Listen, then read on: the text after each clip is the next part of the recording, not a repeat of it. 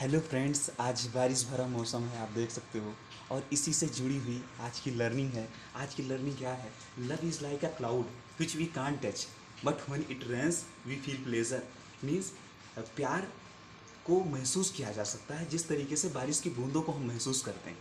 और स्वामी विवेकानंद सर बहुत अच्छा बोलते हैं, प्यार के कॉन्टेक्स्ट में कहते हैं कि all loves is expansion and all selfishness is contraction. Means सभी तरीके का प्यार एक विस्तार होता है और स्वार्थ, सभी तरीके का स्वार्थ एक संकीर्णता होता है, एक संकीर्ण होता है।